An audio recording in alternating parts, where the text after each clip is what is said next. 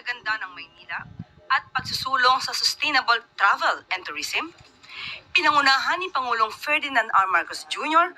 ang launching ng Pasig Bigyang Buhay Muli Phase 4 kahapon sa Loton Pasig River Ferry Station. Isusulong ng Pasig River Rehabilitation Project ang pagbabalik ng natatanging ganda ng makasaysayang lagusan ng tubig.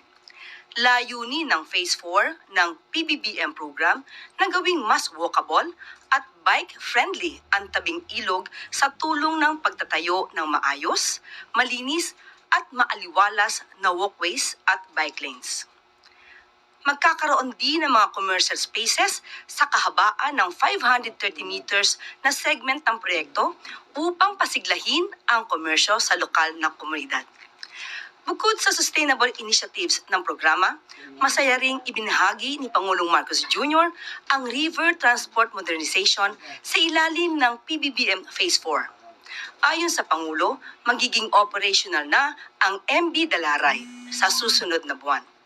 Ang MB Dalaray ay isang electric ferry na dinisenyo dito mismo sa Pilipinas. Inihag din ng Pangulo ang patuloy ang testing ng Clearbot, isang solar-powered, AI-enabled robotic vessel na tutulong sa paglilinis sa Ilog Pasig. Nitong nakaraan lamang ay ating ibinalita ang inaning parangal ng PBBM program. Nanalo ito ng 2025 Asian Township or rather Townscape Award mula sa United Nations Habitat para sa sustainable urban development work na tunay ngang maipagmamalaki ng bawat Pilipino. Kinilala naman ng Pangulo ang dedikasyon ni Unang Ginang Liza Marcos Araneta upang tiyaking magiging matagumpay ang Pasig Bigyang Buhay Muli program. Every time we gather here by the Pasig River, we are reminded that progress does not always mean building something new. Sometimes, progress means bringing something beautiful back to life. All these efforts are part of a larger vision to create a culturally rich urban environment where history, nature, and modern living come together seamlessly. Let us keep this river flowing with hope, with life, and with pride. At maaari na po akong tumanggap ng inyong mga katanungan. Unang tanong mula po kay Alvin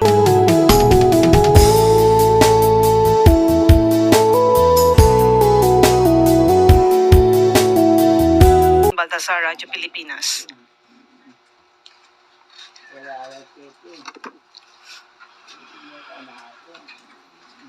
Yusek, good morning po.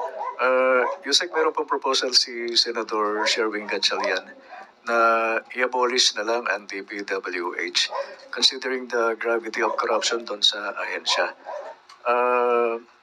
Naisip po ba ito ng Pangulo on his part?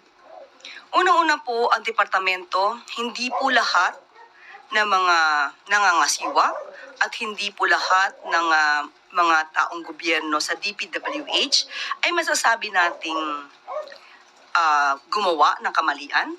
May mga public servants pa rin po at public officials na masasabi natin tumutugon sa kanilang mga obligasyon.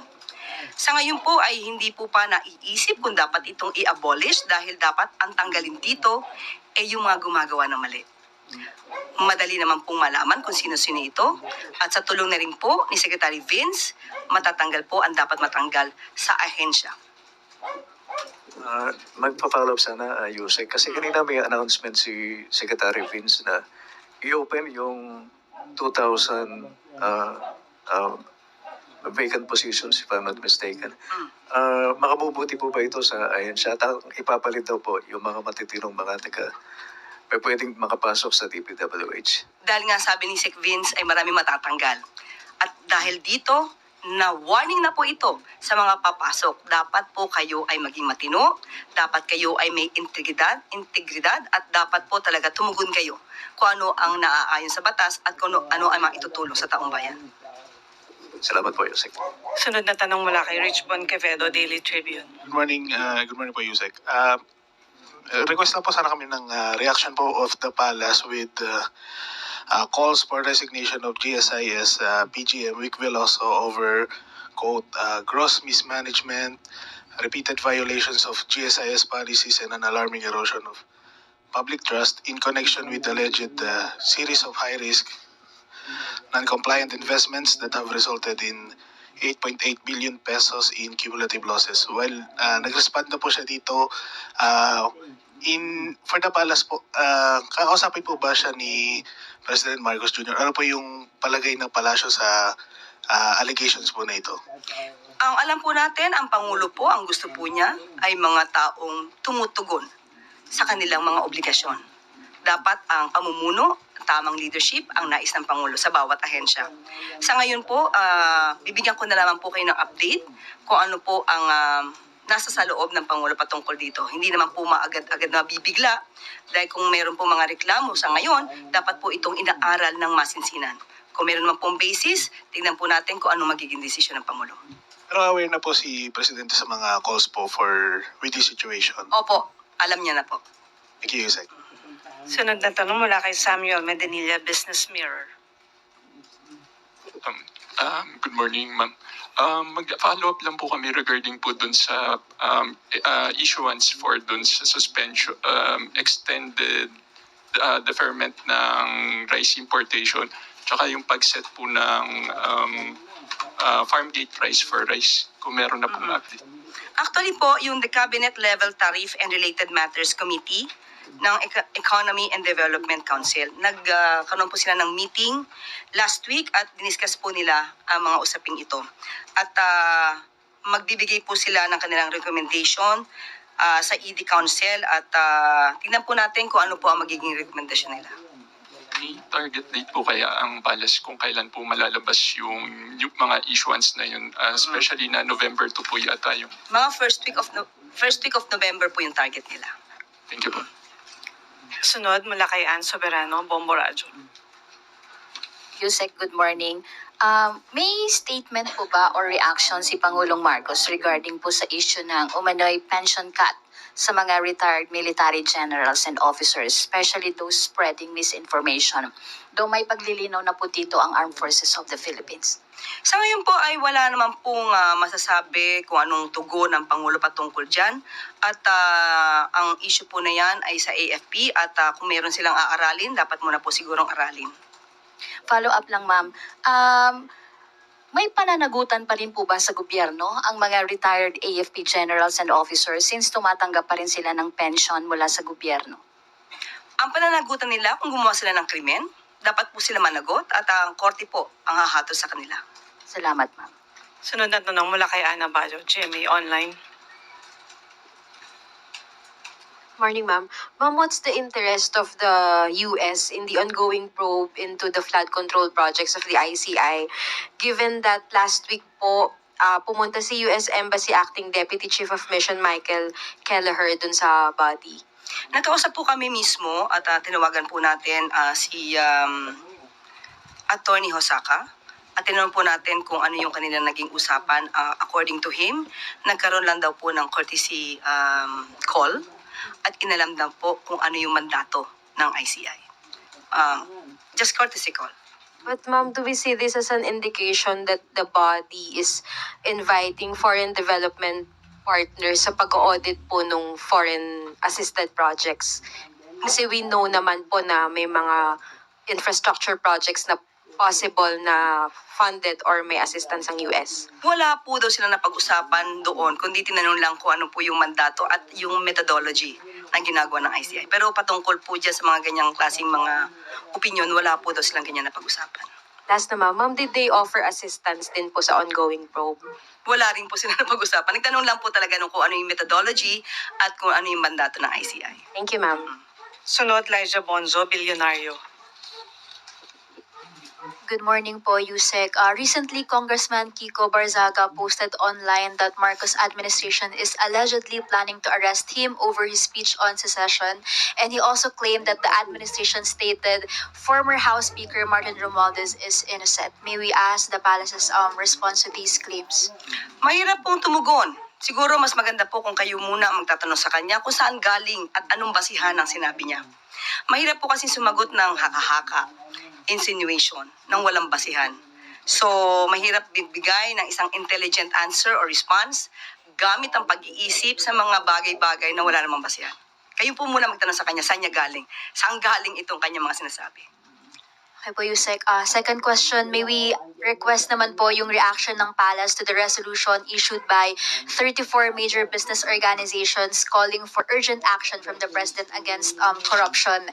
They specifically emphasize na may mga fees and taxes daw po silang binabayaran to conduct business in the country, and in return, they expect the government to act more swiftly and transparently in addressing what they describe as a historic, massive, and unprecedented corruption scandal. Okay, sinimulan po ito ng Pangulo, ang sumbong sa Pangulo, nitong September. So makikita po natin kung gaano na po kalaki at ang inabot nito, kung gaano na kahaba ang inabot nito. Nagkaroon po ng Executive Order number 94 para po ma-establish ang ICI, ang Independent Commission, para po magkaroon ng mas malalimang pag-iimbestiga sa mga maanumalyang flood control projects at infrastructure. Nagkaroon na rin po ng mga pag-freeze ng assets, nagkaroon na din po ng pag-issue ng mga ILBOS, ang DOJ, at nagkaroon na rin po ng recommendation ng pagsasampa ng kaso kay Congressman Zaldico. So marami pa pong nagawa at marami pa pong iniimbestigahan.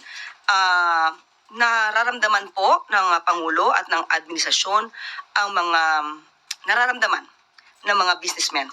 Kaya po patuloy ang ginagawang pag-iimbestiga at patuloy ang pagpapabilis ng aksyon para po mapanagot ang dapat na mapanagot.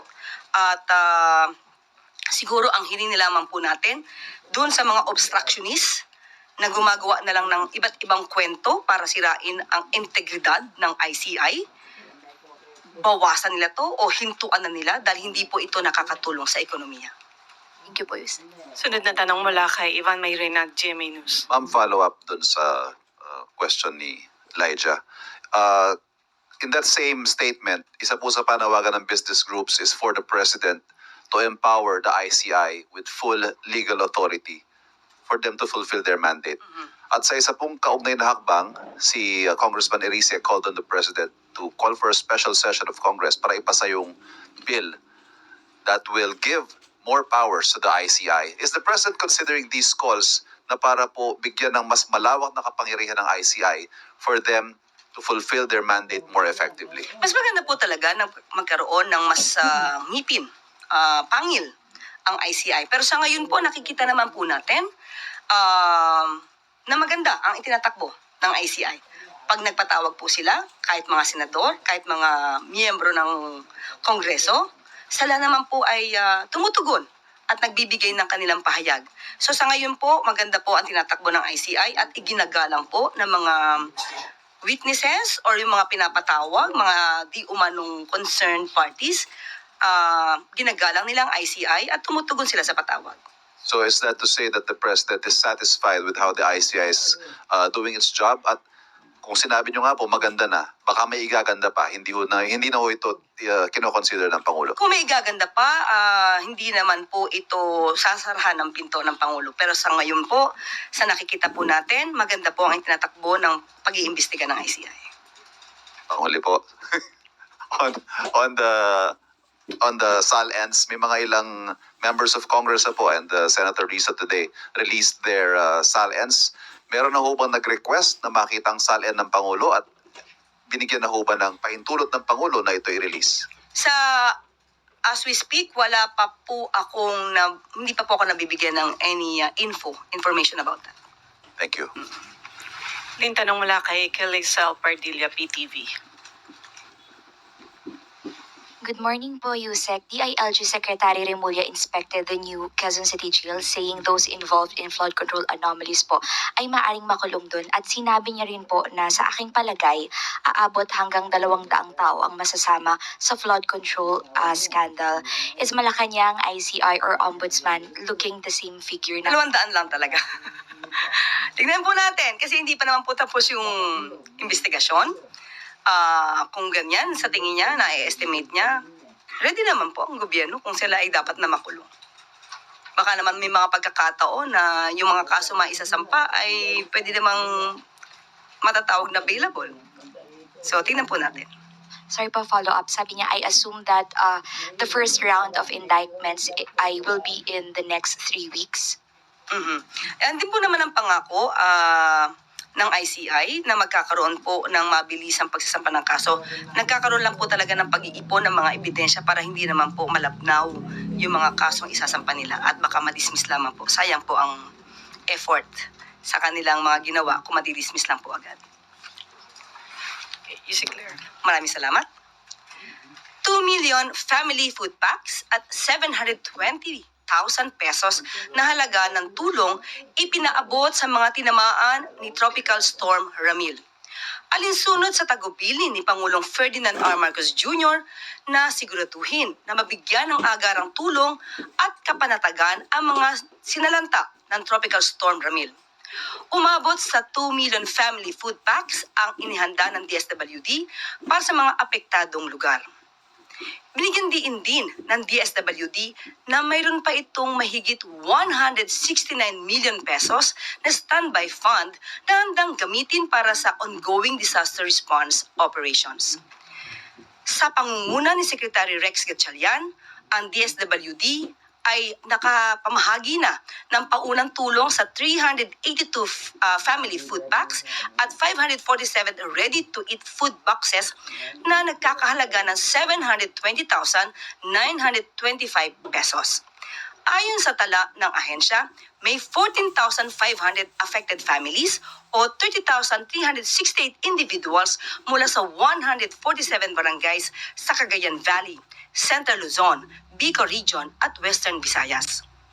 Namahagi rin ang disaster response personnel ng DSWD ng mga ready-to-eat foods sa mga stranded passengers sa Bicol Region kung saan nagkaroon ng suspension ng sea travel. Nagpaabot din ng tulong ang ahensya sa Sorsogon kung saan unang naglandfall ang bagyong Ramil. Sa kabila ng sunod-sunod na sakuna sa bansa, lindol at bagyo, siniguro ng DSWD na sapat at tuloy-tuloy ang replenishment ng relief supplies para sa mga apektadong residente. Alinsunod pa rin ito sa utos ni Pangulong Marcos Jr. na siguruhing walang Pilipino na magugutom sa oras ng sakuna.